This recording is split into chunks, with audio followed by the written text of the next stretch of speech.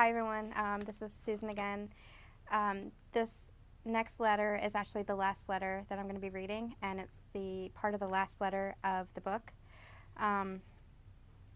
The reason I'm including this here is because there was a time when I didn't think I would survive this illness, but I did, twice actually, and I know that I'll get through it again, and I want you to know that you'll get through it again. So if there's anything that I want you to take away from this, it's that you can get through this. There's a reason that you're still here. The world needs you, and I want you to keep fighting.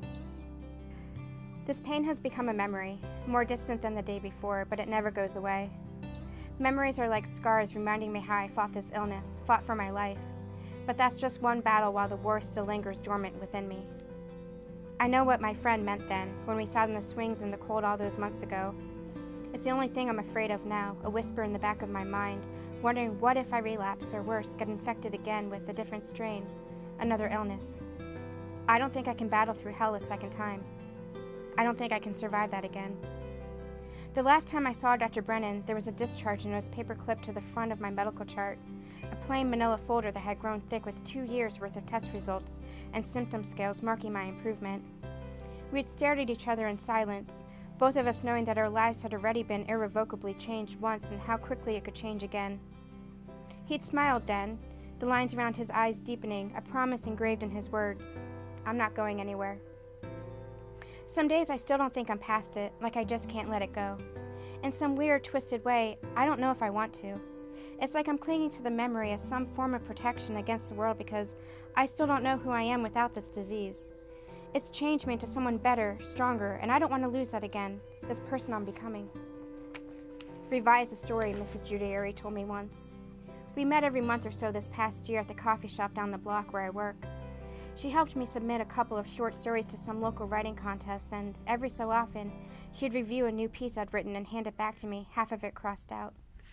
It's weighing it down. You don't need it. I would gape at the paper in my hands. It was like my freshman year of high school all over again, the day Mrs. Hadley gave me my first D on a test. Staring at the writing she just annihilated made me want to cry because all that time and all those thoughts and all these words were worthless now, nothing more than wasted effort. But she just smiled knowingly. It doesn't belong in your story anymore, she said, but that doesn't mean it never did. I know she's right. I've lived that part of my story, but it doesn't belong here anymore. Now it's just a link between the past and my future, like these bare walls in the wooden dollhouse that's still sitting in the corner of my empty room as I write this. This is my last letter.